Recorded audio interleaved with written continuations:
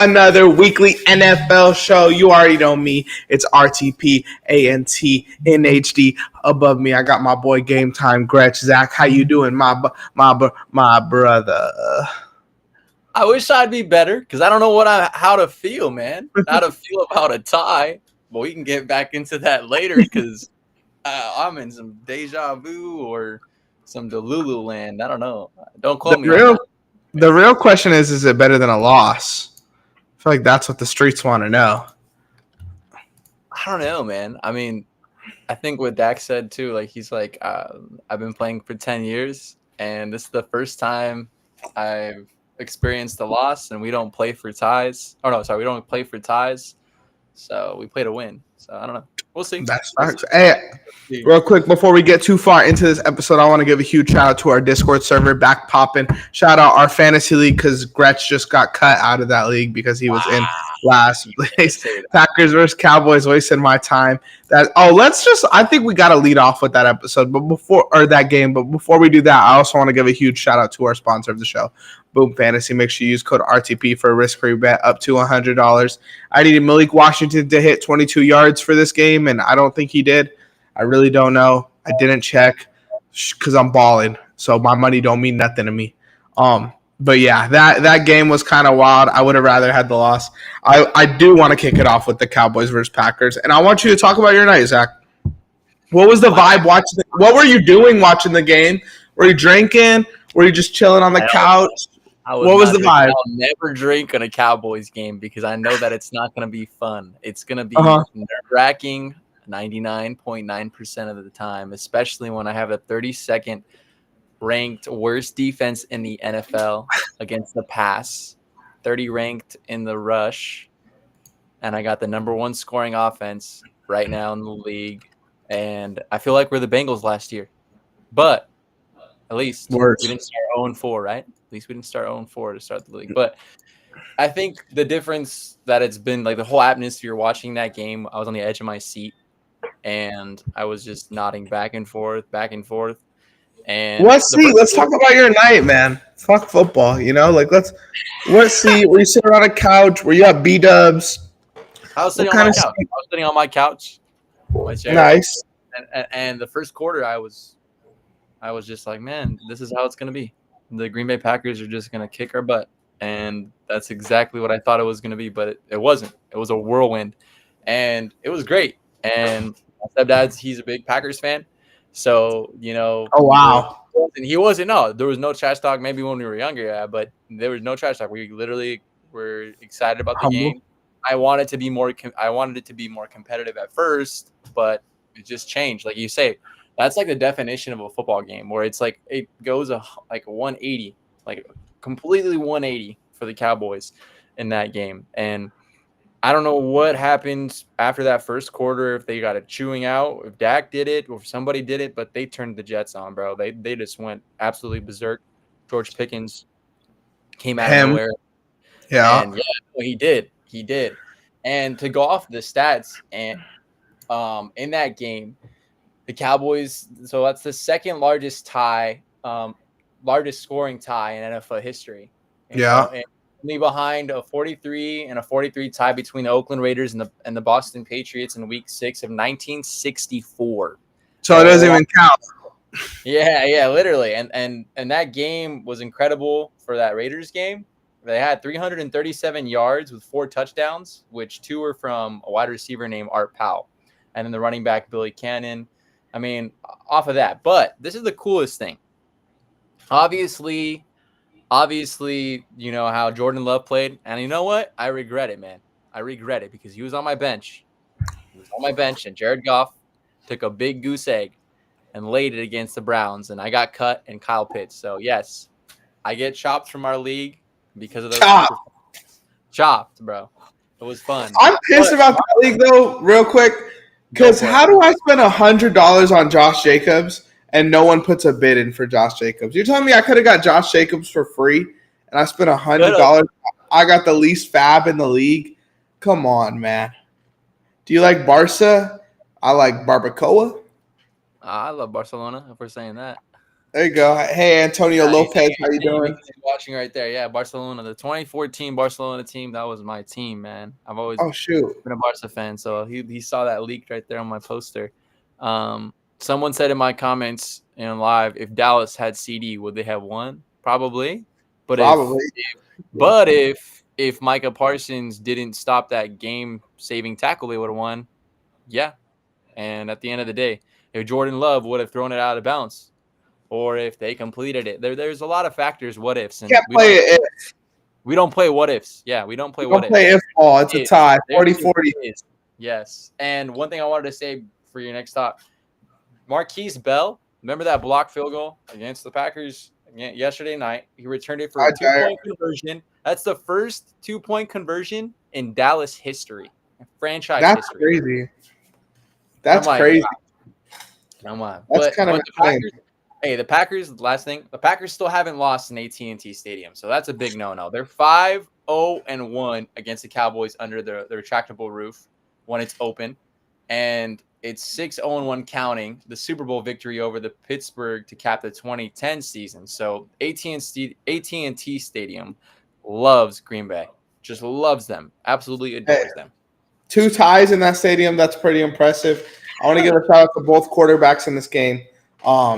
We had Dak Prescott throw 3 touchdowns, no interceptions. We had Jordan Love throw 3 touchdowns, no interceptions.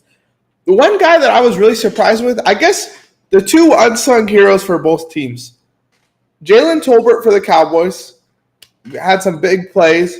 Kevontae Turpin had some big plays on the kickoff as well.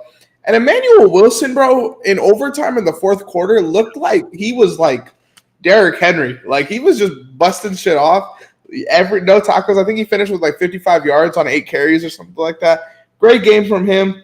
I want to ask you though, as someone who's played football, look, everybody and their mama wants to talk about rules, right? And I'm not going to sit here and act like I know everything about what counts as a statistic. Was that Micah Parsons sack really a sack, or was it given to him? It's not, because I'm a Cowboys fan. That's not a sack. A sack is when you get yardage lost. And there was no yards lost on that play. There was no yards gained on that play. A sack is when literally the quarterback goes to the ground and gets absolutely sacked and there's no forward progress. He's falling forward, right? That doesn't mean that it's not that he's getting tackled. But this is what I'll also say, because I know there's some Green Bay fans later in the comments. I want to say this, though. Dak Prescott did throw intentional grounding. They should have called that. So I will say that. So let's even the score here. But I'm going to tell you, a sack is when the quarterback loses yards. So, well, that's your definition. The NFL's definition is a tackle of the quarterback behind the line of scrimmage. So exactly, but that wasn't behind the line of scrimmage, though. It was behind the line of scrimmage. He like leaned forward. Yeah, it was. It definitely was. So the thing was, when I was watching the game, my homie told me that it wasn't a sack because he was out of the pocket. But he was definitely behind the line of scrimmage when he got tackled. He fought a little bit. He leaned forward a little bit. But okay. I just look at in that rule book. Hey, NFL, you're 1-0. I guess I'm not. And I played. That's what we talk about, brother. Every Monday night. Exactly. So I'll give you. Hey, the NFL won that one then. And at the end of the day, cool. But you know what? Regardless, Micah Parsons is a great player. I will always say that. I have hell respect for him. But he did get double teamed last night, and it was not easy looking for him. And the defense for Dallas is the worst defense in the NFL. Let's capitalize on that. And that let's put the page off that, period on that, because at the end of the day, they have to answer questions. Both teams do.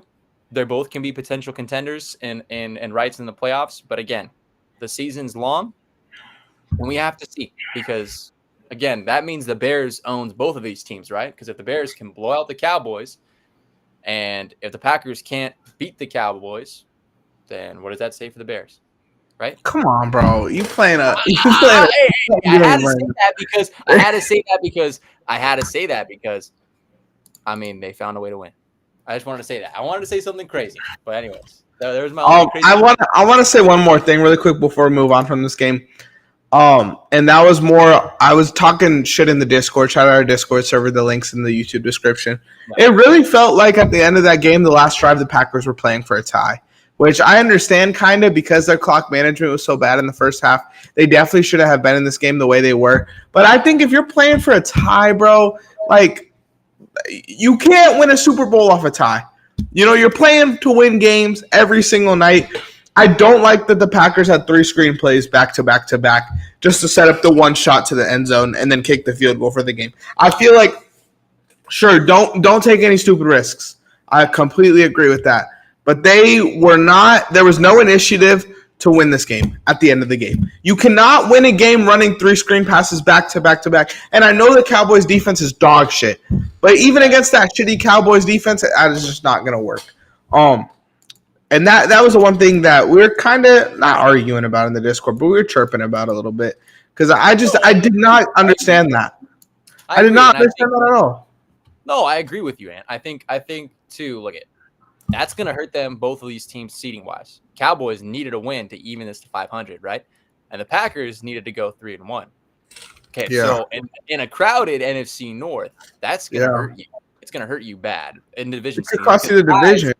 Exactly, I'm saying, and also, we're not saying we're division opponents, but this also hurts seeding later on in the postseason if both of these teams make the playoffs. You know, so again, ties, make it or break it, they don't help you in the long run. So, as it is, it was a high-scoring game.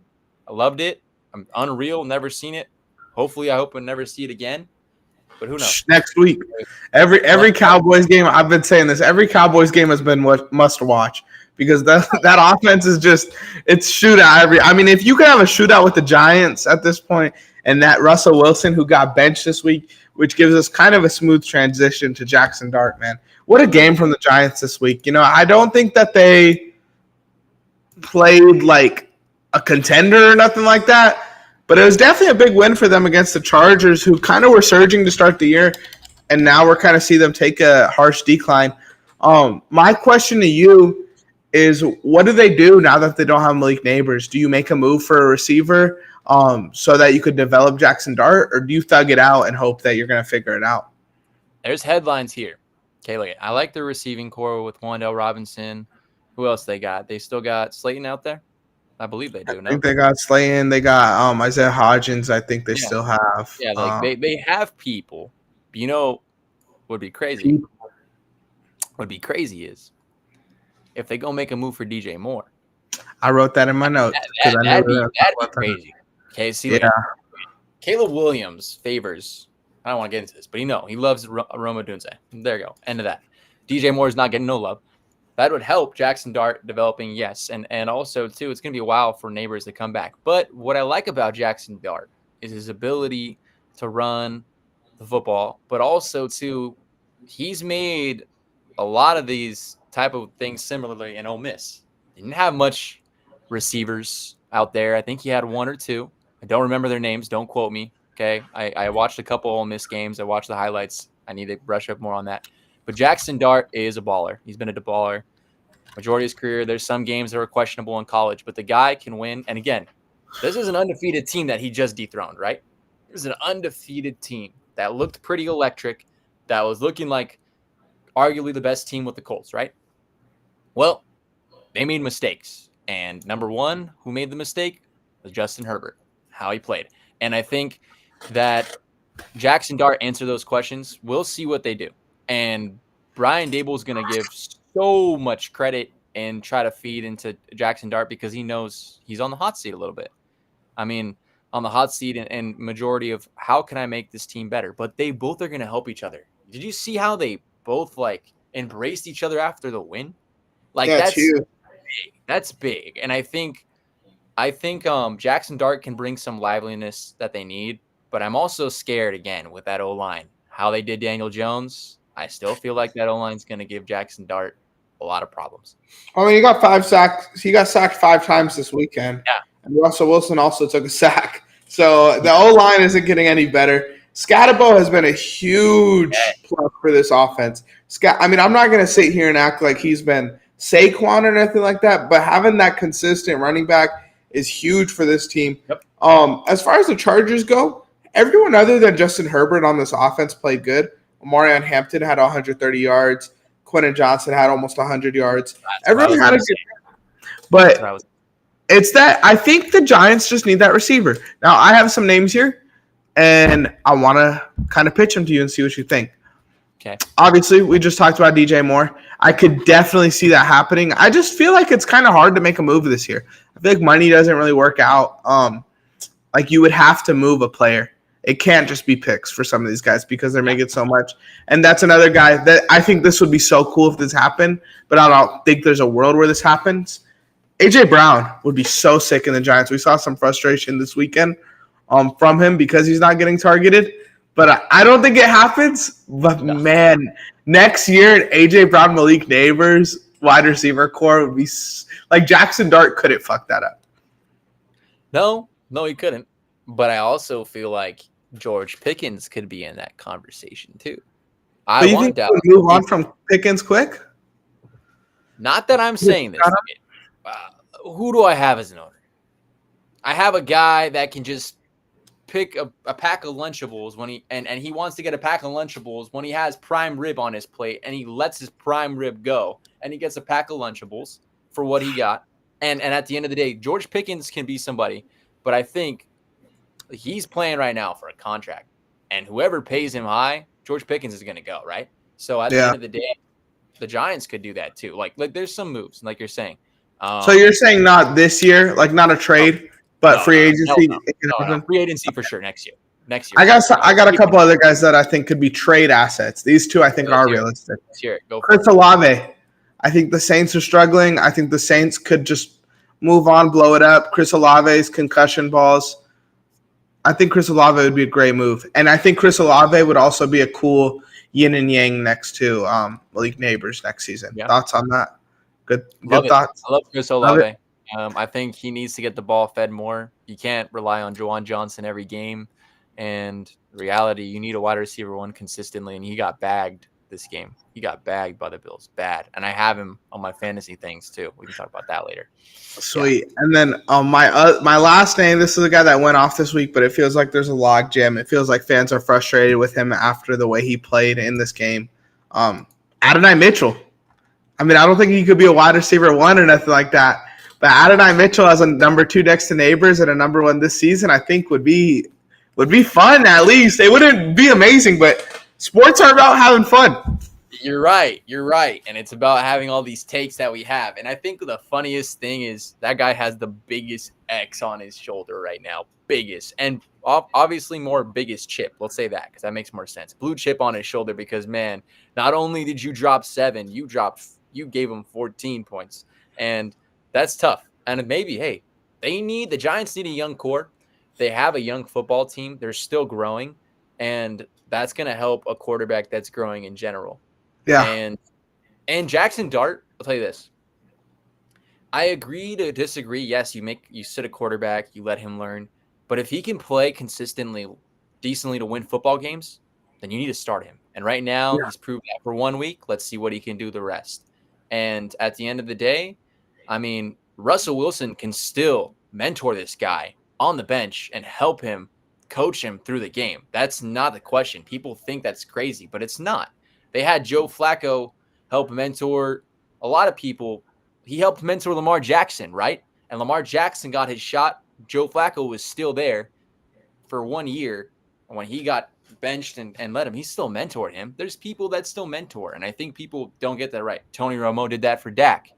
At the end of the day, like you can help these people be consistent. And that's what I want to say. And I feel like the Giants can do that. And those receivers that you said will be perfect matches. Physicality, catching ability, all of them can go in the slot. Not one of those guys cannot be a slot receiver. All of them can be slot. AJ Brown could run in the slot a little bit, but I'd still put him at the X. I'm just saying there's people that are competent to play. And if the Giants are a receiver away to being something, but they need to invest in all the O-line. That's the first issue. Yeah, for sure. That. Yeah. Oh, I know that as a Texans fan. Before we go into the next game, too, man. I know that too. Trust. Well, hey, at least you guys invested. It might not be good investments, but at least you guys threw money at your O-line. Before we talk about this Rams-Colts game, I want to. I wanted to open the show saying this, and I didn't. Prayers up to Tyreek Hill on Monday Night Football. He tore something in his foot. Looked kind of nasty. Or no, sorry, they just said he dislocated his knee. I thought he hurt his foot when I was watching the game, but he dislocated his knee. That's what officially came out from Adam Schefter. So prayers up to Tyreek Hill. The Dolphins get another big hit. Other than that, man, 2 words to describe Monday Night Football. I should have watched Monday Night Raw. That's how I feel. I just feel like this Monday Night Football was a waste of time. And again, we said this 2 weeks ago. Monday Night Football doubleheaders are a waste of fucking time. I'm sorry if you're gonna make a doubleheader and the doubleheader is headlined by Jets, Dolphins, and a team with no quarterback and the best defense in the league. Get the fuck out of here. We're not watching that shit. Respectfully, I'm not if I work 7 to 4 every day. I'm not staying up till 9 p.m. to watch the fucking Broncos spank Jake Browning. Do you want to know who the receiving leader right now for the Bengals is? Who? I have no clue. Brown. Come on. I have to laugh because it's just man. You thought the Bengals? We talked about last season. What happened to them? This is even worse.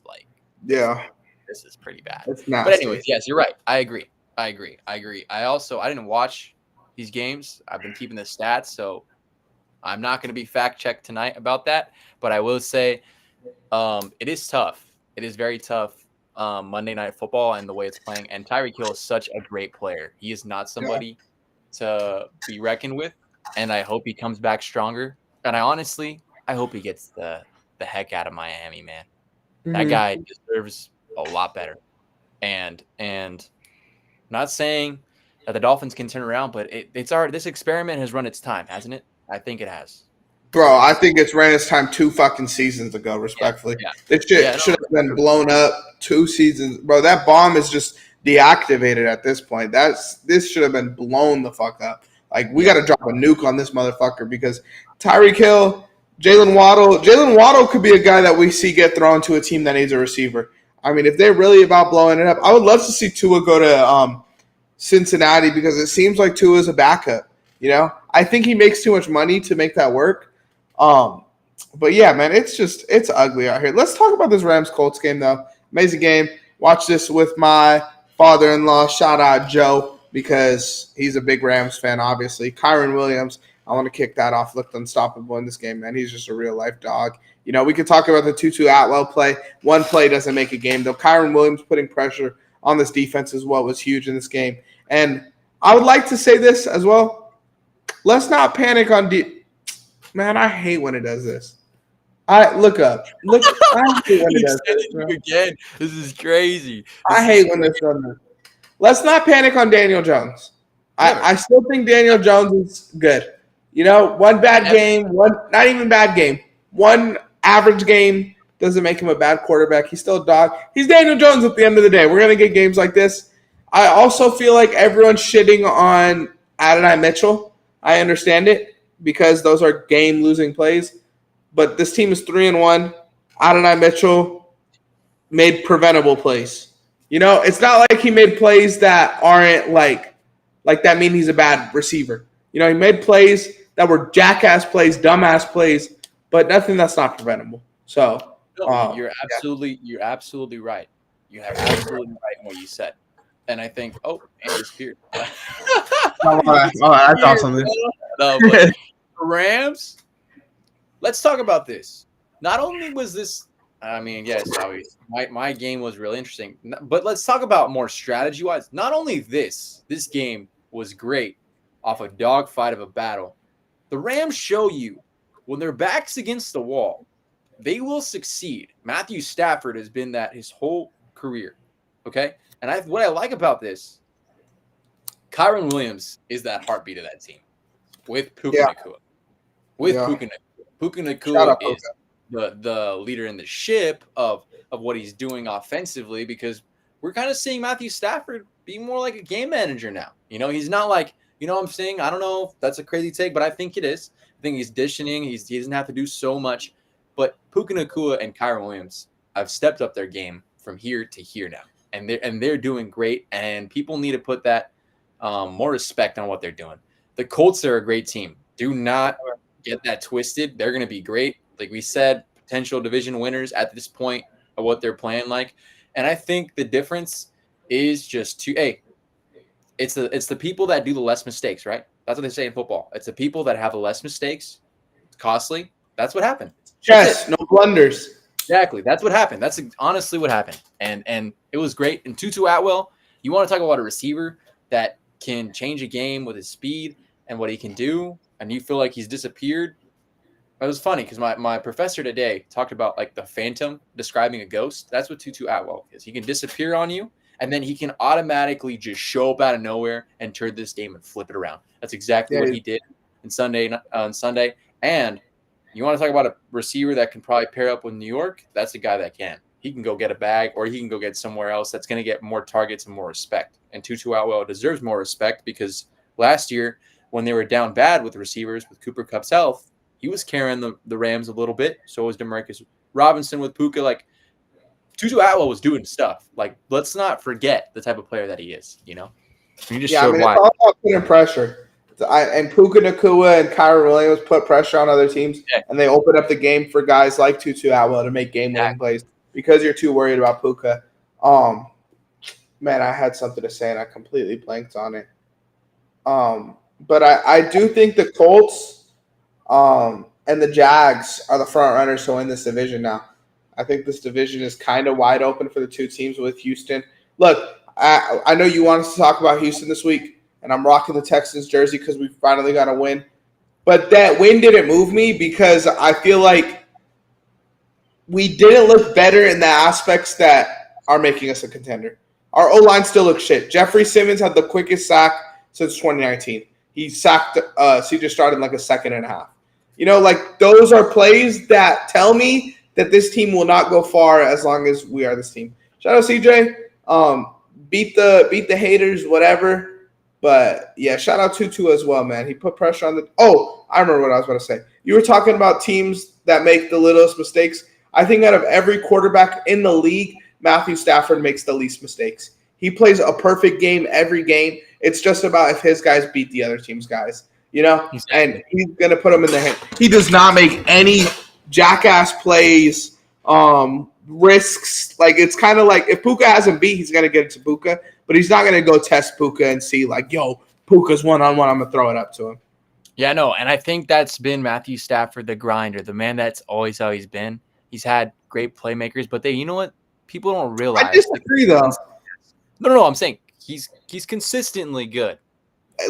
I'm saying, though, Detroit, he would take those risks and say Calvin Johnson's down there somewhere, and we get those monster plays. Because it's Calvin Johnson, right? Yeah, but he hits open guys consistently now. It's a different style. It's more of a Brady rather than like a Aaron Rodgers where I know my arm talent will get me there. You know, the experience. You're right. Hey, you're right. Yeah. You're right on that. And I also think Puka Nacua is just out of this world right now. Guy can run. The guy can catch. The guy can block. The guy could probably throw the ball, and the guy would probably just truck anybody he wants. Right? I think we were saying like potential people for the offensive player of the year. You got to put his name up there. Now we're talking. Now we got to put somebody up there. And I think I'm not mad at that.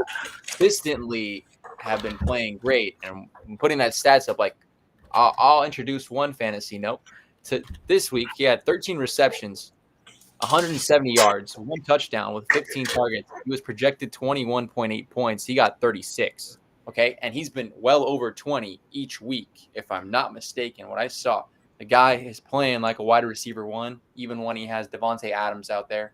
Who Devontae Adams has been competent, been great, but it's Puka Nacua's show. Welcome to it. And now that he's wearing that jersey, the authentic jersey of who he is, just proves to you this is his type of offense, and we're just living it to watch it. And the Rams can run through this if they're all healthy. Like I said to you, I remember in the predictions a long time ago, those Rams, man. I put them at division winners. I'm with you now. Top 5, right? I remember the offense. I put them top 3, and they're proving it right. NFL Offensive Player of the Year odds right now. Puka Nacua is number 1 at plus 300. Jonathan Taylor is number 2 at plus 400. I think those are kind of the runaways. I like James Cook's odds at plus 1,500 if you want to try to make some bucks because James Cook is a killer. He is. But yeah, I think this is Puka's award right now after 3 weeks of the season. Let's transition over to the Jags game because we're talking interdivision. I want to give this look. It's cool. This is one thing I love about sports, right? Basketball, I'm a little different because I'm gonna watch basketball regardless whether the Thunder are good and bad. I'm not a biased fan. Shout out OKC. I'm unbiased. Football's a little different though. When the Texans are good, the Texans are a top 3 team. That's how I talk. When the Texans are bad, I could kind of be a little bit more unbiased and watch the game for what it is. And I think the Jacksonville Jaguars have a real chance at winning this division, as much as it pains me to say. ETN is a guy that I've been critical of previously on this platform. And he looked amazing this week, 124 yards and a touchdown. I'm starting to flip on him a little bit. I just didn't think he was good, and I didn't think Tank Bigsby was good, and they were both battling for a shitty spot. I thought this was going to be Tootin's backfield this year. It's obviously not looking like that. And then this is an interesting stat I saw before the week started. Christian McCaffrey opened up the week with a higher betting yards than Calvin Ridley as far as receiving yards go. They had Calvin Ridley at like 42 yards and CMC at 44 yards. Calvin Ridley had 30 yards this week, and CMC had 92 receiving yards this week. So when you're looking at pass catchers, Christian McCaffrey is better than most wide receivers in the NFL, which is absolutely crazy, especially for this team to be so diluted at the position. But what's your takeaways from this game? Because I know you had this on the notes. I'm going to say this. The Niners, what I said to you these past couple weeks, you're frauds. Fraudulent. Not of what? You're fraudulent. Okay? And the reason why, okay, the Jacksonville Jaguars could be a great team. Okay? But the fact is this is the type of team where you dominate all assets of the field and show them, hey, you came to my field, you came to my turf, you smacked them. And you smacked them bad. The Jaguars are an up-and-coming team. And I think San Francisco, they played this was a close game. Okay? It was a close game. But what stood out was, again, the mistakes. Brock Purdy looked rusty a little bit towards the end of the game of just how he usually manages it, right? And you could see that. And I think this offense is just trying to find their identity again. Ricky Pearsall, I had him in our league. Guy was disappeared. Your running back is your leading receiver. That is a question mark in itself, right? And I think that's just something that the Niners need to figure out. But I don't know how I feel. You wanted to talk about the sign stealing, this whole scandal, Robert Saleh and Liam. Let me address something before we talk about that. Yeah, let me address something. That's what you say, but this is what I feel. Look at the Niners. Wait, before we talk about the sign stealing, because I want to get there. But Brock Purdy, I think, is an elite quarterback at getting the ball to elite playmakers. He's not going to win you games, but he's going to give it to the guys that are gonna. I just don't think they have those guys. When they paid him, it made sense because Ayuk, Debo, Kittle, McCaffrey, those guys are going to win you games. Now we have a diluted kind of offense. I think if they had those guys, the paying makes sense. And this is what I was saying all offseason. Brock Purdy could have went somewhere and went out there and dragged some – not drag, but if he's playing with good players, he's going to look good. If he's playing with bad players, he's not going to be Josh Allen or Lamar or Mahomes and make these guys look amazing. He's not an elevator. He's just good where he's at. So that's kind of where I'm at with Purdy. I'm not going to shit on him because I don't think this is the system for him. And that's why I didn't understand why the 49ers paid him. It made zero fucking sense. I think Dak is a guy that isn't great at getting the ball to his guys, but Dak is a guy that will go get you wins. Dak will drag you sometimes. You know what I'm trying to say? I get what you're saying. When you need the offense to carry, right? When you need to carry, am I picking up where you left off? When you need to carry you, Brock Purdy isn't the guy to carry you. No. Offensive playmakers will carry you. Kittle, McCaffrey. Yes. When he had it. But again, the idea is they've twisted their minds, and I feel bad for these Niners fans because look I've never liked them, but I have to give them respect off of this. You're loyal to your guys, but you have to look at the big picture. This quarterback, he's competent. He should play an NFL starter, absolutely. But the guy is not the quarterback that you think he's going to be a superstar because he's not. He's not. No, I'm serious. not. You know who he reminds me of? Jalen Hurts. Tannehill. Oh, that's OD. That's not OD. I think it is. Titans in a Titans scheme. Ryan Tannehill, how he distributed to his playmakers with A.J. Brown, with Derrick Henry, when he also had, I'm forgetting their tight end. Oh, forgive me. I don't know, but he had people. Oh my God. You know what I'm saying? You're giving me a deep pull, bro. But what I'm saying is that's what I feel. Like he distributes the ball. That's how Ryan Tannehill. But Tannehill was Delaney Walker. Walker. Tannehill was a bad decision maker, bro. I don't think Brock Purdy is that. I saw that Tannehill. It's been questionable times where I feel like Brock Purdy has made bad decisions. Same thing with I can throw Dak in there too. But he doesn't make those bad decisions when talent's on the field. Tannehill, on the other hand, cost them a fucking playoff game. Thank you, by the way.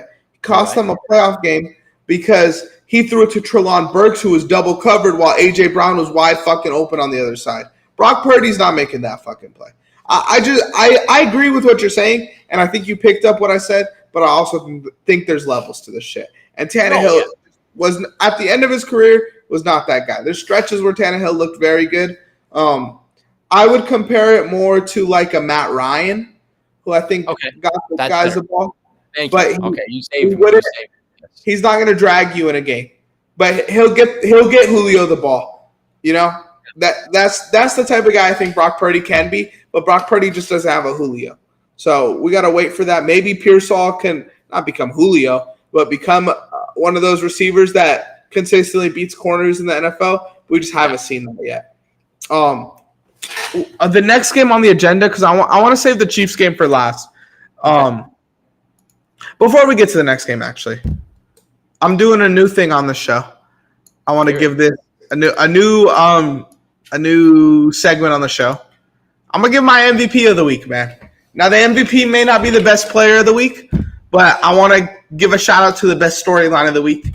And my MVP for this week is Michael Penix. I think Michael Penix had a career-saving game this game against the Commanders. Threw for 313 yards, had 2 touchdowns. I think if Michael Penix has a shit game, then we start talking about when is the Falcons going to bench Michael Penix. And he obviously went out there and beat the Commanders, who, again, are diluted. They're not looking as good. But they're not healthy, though. But he had a great game. You're right. No, he had a great game. We're not going to argue that. But I'm saying like diluted and that the Commanders, I feel bad for them. They're not healthy. Yeah. It's a year of injuries more than ever. But go ahead. Finish your Michael Penix. I like this. But there's a world where Michael Penix, no matter what Commanders team he's going against, has a bad game. And now next week we're talking about should the Falcons start Kirk Cousins. And I'm glad that we're not talking about that because Michael Penix had a good game. And when the lights were bright on him after a bad week, he bounced back and had an amazing game. So my MVP for this week is Michael Penix. Okay. I hear you. I mean, Fairs. You don't want to hear my MVP? Who?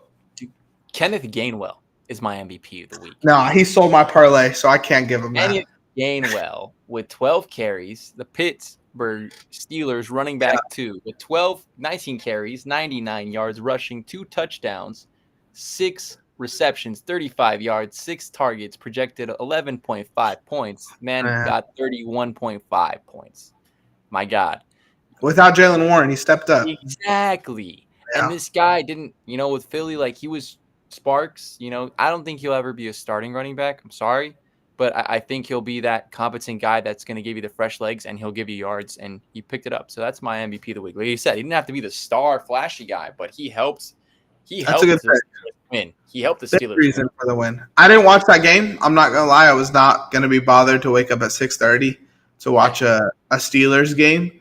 But yeah, shout out the Dublin fans, man. Let's pivot to this Bears game.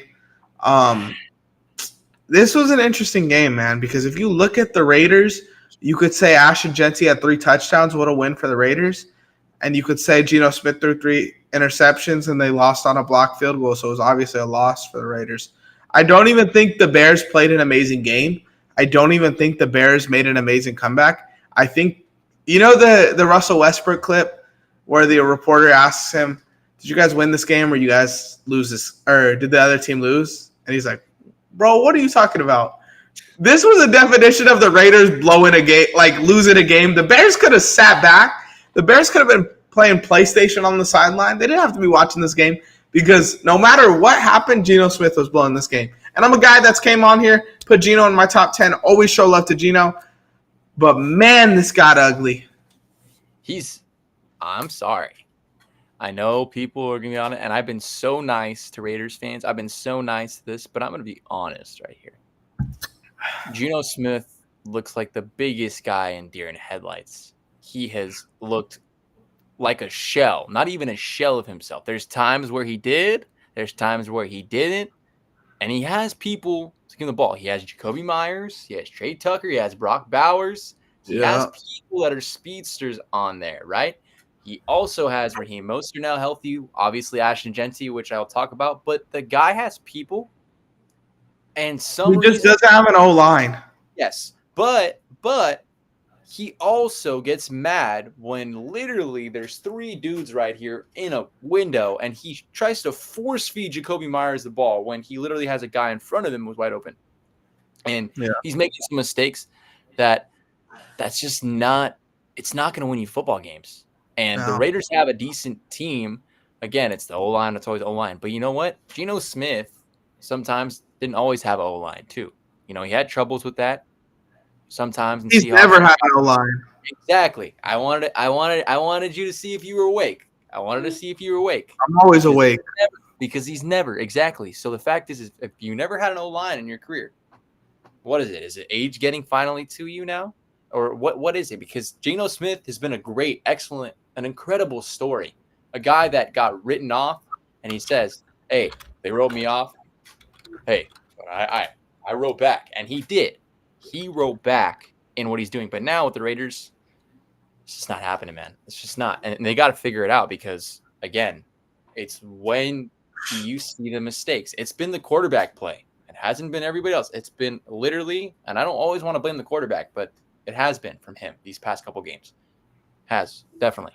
Geno Smith, how many times do you think Geno Smith's been sacked this season? I'm going to say for 4 games.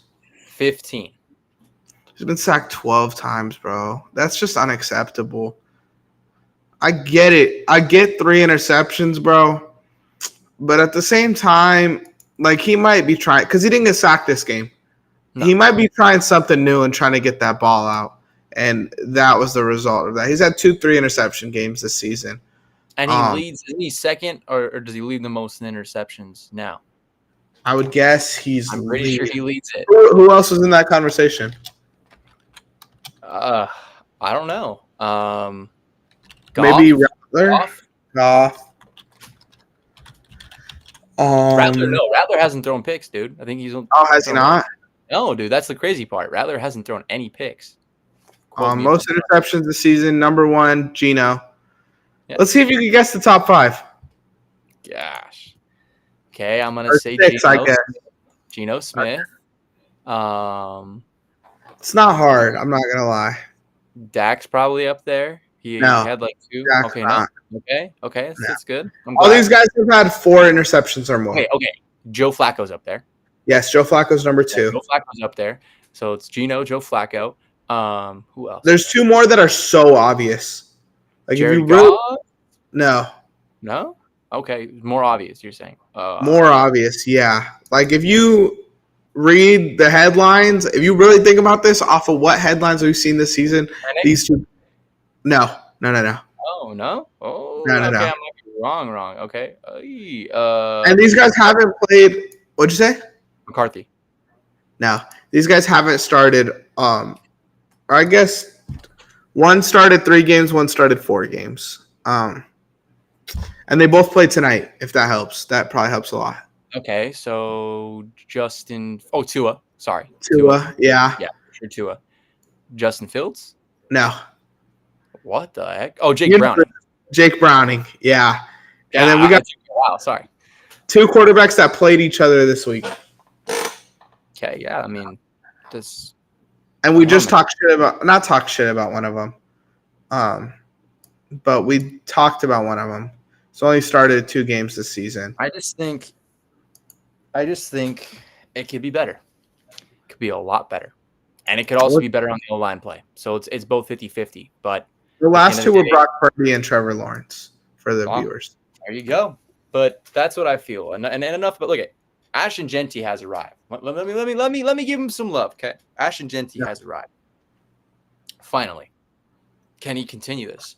Ashton Jeanty looks so locked in that 118 yards, and not only that, the guy caught the ball and scored twice too. I mean, Ashton Jeanty is looking like he's finally going to mature in this offense, and that's what they need. And you know what? Like we're saying, we're feeling bad, or Geno, what is it? He needs that run game. If that run game can help him, it's going to help Geno Smith a lot. Yeah. And Ashton Jeanty will do that. And he was projected 15 points. He got 31. And he got 118 yards on the ground, 1 touchdown. But then he only caught the ball twice, and he scored twice. So he had bold hands that game. So that's what I'm saying.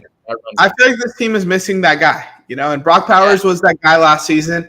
And now I'm not trying to knock the guy because he's young in his career, but he just hasn't looked the same this season. It's because he's hurt, dude. And I think it's really, really bad. Like, I think it's not like something where it's immobile, dude. It's like I have him and I've seen it. I've been looking at the injury reports. It's like this might be an MCL type of thing. Like it's bad. It looks bad.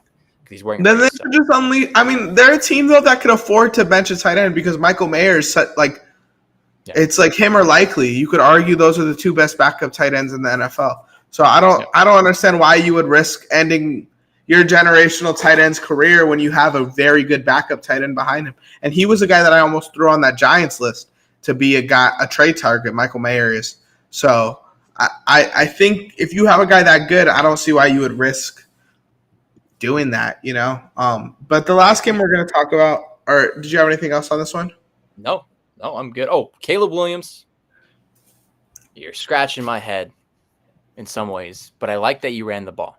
I want to give that shout out to that. I like that you ran the ball. You didn't make any bonehead mistakes, but I think maybe if he's gutting it out like this, maybe there's going to be more talks. And I think Ben Johnson just needs to keep nailing on him. He needs to just keep getting on Caleb's head. Like, just keep going. Let this quarterback develop. They're going to find something. We're going to talk about something that can be developed. I mean, look at Baker Mayfield with his development and what he's doing in that scheme. I believe that Caleb Williams can do that. I've always loved Caleb Williams. I know that he can do that. And I think proving that he's winning now, we'll see. But he's got to play to his strengths. You got to run the ball. You're fast and athletic. Don't try to be always trying to pass the ball too. Like, man, you can do both. So do it. That's what I want to say. Especially in the NFL nowadays, you need to have a mobile quarterback. Yeah. Most schemes you need to, or else you're going to be so one-dimensional and so predictable. And respect to Caleb Williams, but he doesn't have the arm talent to be just a pocket quarterback, at least from what we've seen in the NFL right now. But he does have that mobile ability. Let's close this out with this Chiefs-Ravens game. Lamar Jackson's up in the air this week. I'm glad that he didn't have a crazy injury. I'm also glad that he's up in the air this week because they play the Texans, and the Texans could really use a win. I got a take about this. Are the Ravens the best 1-3 team ever? No. Because my boys would have. No, I'm joking. No, the Ravens, yes. I mean, come on, 1-3 for a team, and it's not like they've played bad. They've lost to the Lions, the Bills, and the Chiefs. Like they've lost to 3 of the best teams. Besides this game, it was close in those games. No, how much did the Lions? The Lions beat them by 1, or 1 possession, and the Bills also 1 possession. By 1. Yeah. Yeah. So and to me, you're right. But this is where it explodes. That hamstring of Lamar Jackson. What is Cooper Rush going to do when people literally just sit back and play in his coverage. Does it help the offense? Does it not? Look, at the end of the day, the questions is this. The defense has been questionable. Yes. Way more questionable than I thought they were going to be. Yes. Kyle Hamilton looks like his head's screwed on a little too tight right now. And maybe even it just looks so different. He looks like he's just baitable now. He's not doing the things that he normally does. Like, it's a lot. It's a lot. It's a lot. And now they even got a lot more injuries now, too. I think they lost like more than a couple starters, even on the defensive side. They lost that. I mean, they're not playing with Matabike right now either. Yeah, but and then did Awuzie get hurt or no? Who got hurt? The corner. I don't know. I have no clue. Someone got hurt. Someone got Not hurt. Nate Wiggins. I know he got a chase down play, but I will say this: I don't think this game's on Cooper Rush. I think this could be a big moment for Derrick Henry to show, like, hey guys, I'm not washed. You know, and I know we titled it last week just to get some bait in there. I don't think Derrick Henry's washed, but I think that could be a big moment for everyone to kind of see, like, Derrick Henry could still go out there and be your guy and win you some games. The defense, like you said, has been so fucking terrible. It's like damn near a joke. But yeah, they need defense. This was a top 3 defense last year, and they returned most of their guys. Yeah. Like what? Come on, NFL, stop scripting it, bro. Stop scripting it so hard, NFL. Like it's like these guys are playable players, and I don't know, and I just feel bad. And Derrick Henry, I feel bad for him too. They literally he got stops, but also they didn't give him opportunities after that. Okay, and I also think, and like at the end of the day, you said, okay, John Harbaugh, that was probably one of your worst games coaching by saying, hey, Lamar, all right, go do something. It was just frustrating in general. Okay, it was frustrating in general. I'm not the type of guy to say fire a coach, especially the guy that's been there so long. But it might be time to ask some questions, man, about Harbaugh. And I know they definitely are doing that. But, I mean, if this is another disappointing year where they don't go on our playoff run, we got to have questions. What's silver lining for the Ravens? Well, let me ask you this first before I point this out. How do you feel about Harbaugh? Do they need to make the move? I don't know what to feel. What I feel is this. When is Lamar Jackson going to get consistent help? And when are you going to give him a scheme that looks better than just running a lot and just barely intermediate throws and you're just disappearing? That's what it is. I feel like Harbaugh's got conservative. And I think it's kind of hurting him. So yes, that's the question is you want a more creative caller? Exactly. Is he complacent? Is he just like, oh man, like, you good, man? You good? Yeah. Dude, you haven't won a Super Bowl since 13 years ago, my guy. Time flies. I will say last year I feel like was the year to fire a coach because if they could have got Ben Johnson, we could have some fucking serious conversations about this team. But I don't think the market's as open as far as coaching goes this year. I don't think there's a lot of big name free agents that would be better than Harbaugh. But I do think maybe you test the waters. What's my silver lining though? My point I was gonna make. I feel like this isn't a bad year to start the year bad in this division. Because the Steelers right now are winning the division, and I don't think they're legit, respectfully. That's the Bengals and the Browns are the other two teams in this division. I think there's a real world where the Ravens can easily come back. And I was watching a video today, actually. Listen to the Ravens' rest of their schedule.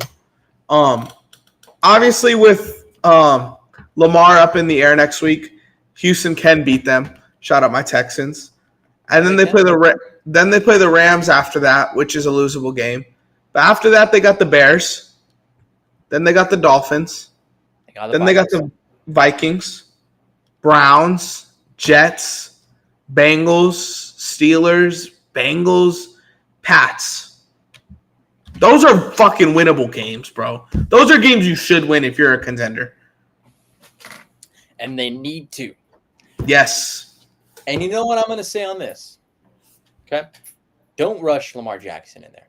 Don't even try to think it. Don't even try to will your way. I know what he wants to be. You will do damage where damage is done. And we've seen it before when he was not healthy a little bit before. Look at Lamar Jackson. He's wasting, I don't want to say he's wasting his prime because I feel like this team needs to start winning now, because he is playing at an ultimately high level. This was one of his not so great games, and he even was frustrated on it. But Cooper Rush, you've done this before. Go do it again with the team. And John Harbaugh, go show the NFL, hey, I'm hungry and I need to get this team back in the right direction. Yeah. And that you're saying winnable games. That defense, though, that is their contender to win. That's you want to win games? You want to win games? You want to go play toe-to-toe? Because the Chiefs, I'm biting my words and everything I said. Oh, my God. The Chiefs literally dismantled the team that I said that was number one this year. That was going to be the number one seed. So I look absolutely embarrassed on myself. But at the end of the day, I didn't think that defense was going to look that terrible. But the Chiefs, are going to get more scarier with their health coming back. And Rashee Rice is coming back, and they're getting people back into this lineup. And Hold that on, was yeah, go ahead. I want to talk about the Chiefs, but I don't want to jump points without me getting this in. No, go for it. The Steelers next couple games, right? They have 2 easy games coming up, and then after that, they got to play the Packers, they got to play the Colts, they got to play the Chargers, they got to play the Bills, they got to play the Ravens, and they got to play the Lions. So I think it's not a bad idea to punt these last 2 games, and hopefully Cooper Rush gets you one, and then come back with Lamar and Matabike and rattle off 8 straight wins right before the playoffs. I think that is a great look for your team. If you win 8 straight games before the playoffs, you're a contender in my books. I don't give a fuck if you're playing pee-wee squads. Now, if we're talking about the Chiefs, this is Patrick Mahomes' first game with 4 touchdowns since 2019. So shout out Patrick Mahomes. Big bounce back game. A lot of talk about him. And I know it was against a Mickey Mouse defense, but Xavier Worthy, that's a guy that you got to get involved, and he did. And we're going to get Rashee Rice back soon, like you said. So I think that's going to be huge as well to have that core of receivers. Where are you at with this Chiefs team now at 4 weeks into the season? Are they a top 10 team? Are they a top 5 team? Where would you put them right now? They're top 10. And they're looking to silence me very, very well. Silencing me in the idea of understanding that the Chiefs can be even more dangerous. We've seen this before. And Mahomes, even as much as I don't like it, he's winning the games now, and he shut down a big opponent. And I'm not gonna lie, Travis Kelce wasn't doing much again, and I at least I'm right on that. At least I'm right on that. Everybody else, Mahomes went absolutely berserk, dude. Absolutely berserk on this Ravens defense. This might be a hottest take right now, but this is what I'm gonna say. Cowboys defense, 32nd, right?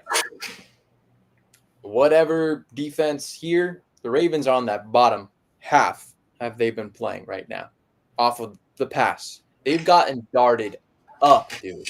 Darted up. And it's not even funny. Josh Allen had a game against them.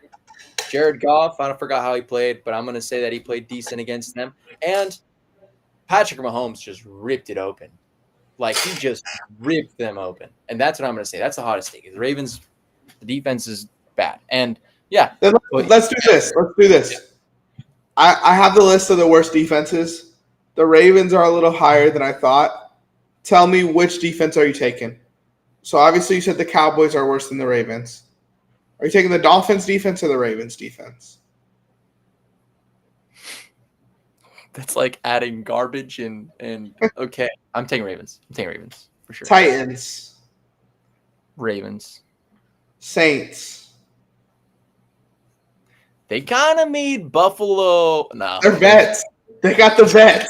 Yeah, like they kind of made Buffalo like 31. I thought it was going to be a little bit more. No. It's still Panthers. Okay, that's not fair.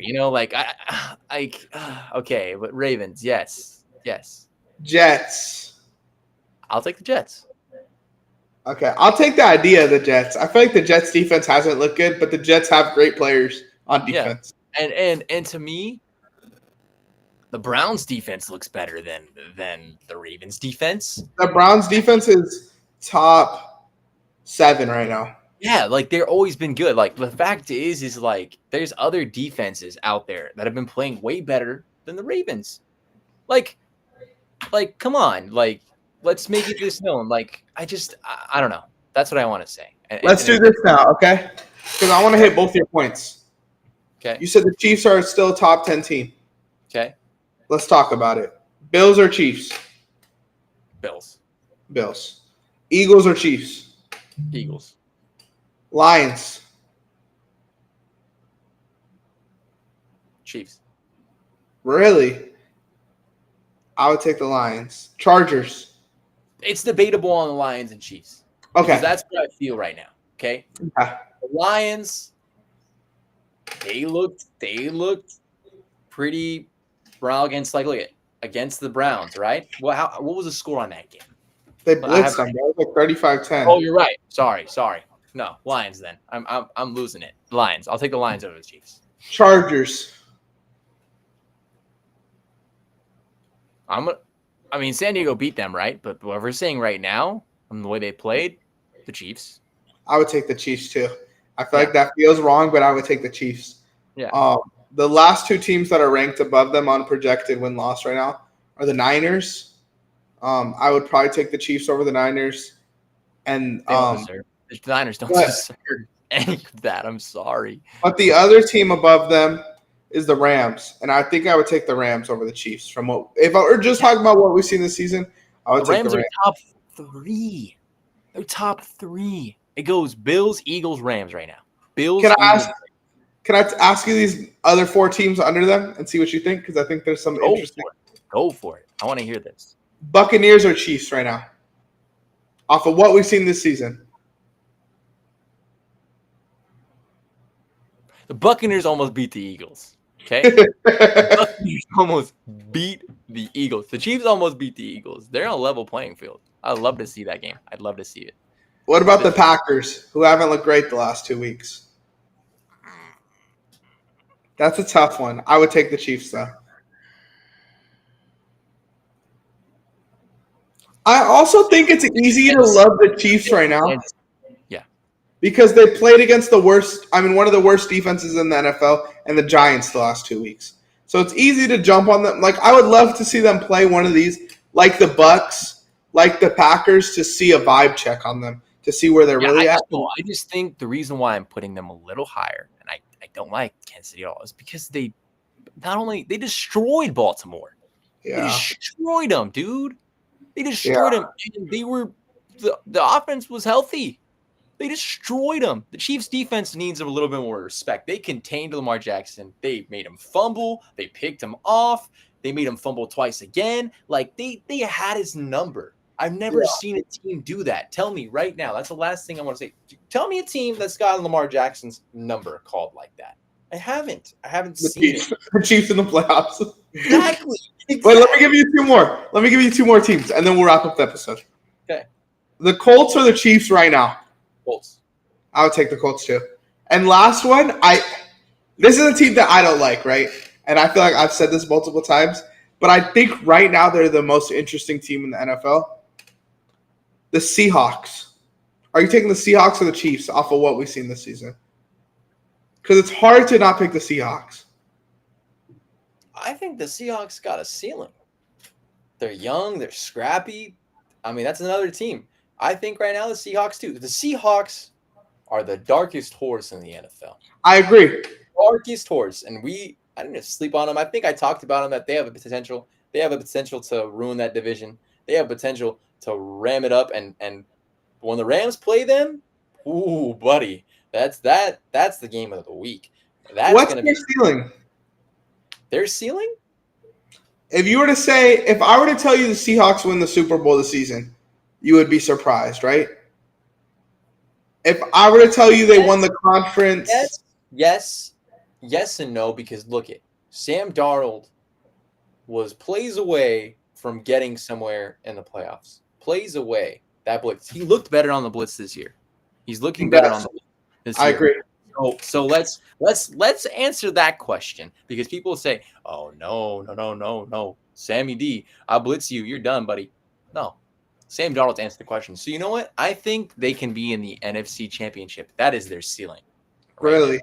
NFC Championship game, and they're facing either the Eagles, they're facing, I don't know who else Them they're facing. boys. Lions, they can face the Lions. Yeah, they can face those people. They will run through the Rams. That will be competitive. I don't know, but that's their I ceiling. agree. I was gonna say win a playoff game, but I think with how kind of not weak the NFC is, but how top heavy it is, I could see them getting lucky in the first 2 rounds and making the conference championship. Like, shout out! I love the Lions. I'll never shit on the Lions, but I do Exactly. feel they're a team that disappoints in the playoffs sometimes. Would I That's be why I'm surprised? hurt. Would I be surprised if the Seahawks beat the Lions in the playoffs and face the Eagles in the conference championship? Yes. I would be sad, but I don't think I'd be surprised. Okay. That's where I'm at with it. I'm bittersweet on the Lions. I will never look at. They're better than the Chiefs. I don't know why I said that, and that's only me seeing not just because I'm glazing them. No, it's because I'm hurt. I'm hurt the fact what they did these past couple seasons. They're a Super Bowl winning team. They should have been a Super Bowl. They should have won the Super Bowl. Roster. They should have been winning it. Okay. My team that I'm going for, besides this one on my chest, is the Bills. I will never crap on the Bills. Ever. You will never hear me do that, because the Bills are like the Lions. They're the AFC Lions. They're a Super Bowl type of team that can be in there, but they have disappointed when they've come up short. That's literally a great comparison. Those two teams should be in the Super Bowl. That could be the Super Bowl this year. I'd be so happy. Because they both deserve it. They've both been through a heartbreak. But yeah, I would love it. But that's where we're at. We hit an hour on this episode. Thank you guys for listening to another episode of our Monday Night Football show. Again, shitty Monday Night Football. So we have this. If you're listening to this after the fact, I would encourage you to subscribe, click the notification bell, join the Discord, shout out Boom Fantasy, use code RTP. All that is super important. But before we wrap up the show, Zach, let them know where to find you at. Hey, you got to find me here on Instagram at GameTimeGretch, also on YouTube. Here with Run the Play every Monday night. Don't forget it. And also check me out this Saturday. I'm going to be commentating the Laverne football game, homecoming against Pittsburgh. So if you guys want to go see, go check it out on Flow Sports. Also on YouTube for LVTV. I'll be there for Saturday. Appreciate you. And I'm always going to be here Monday. Appreciate you. Thank you, man. Of course.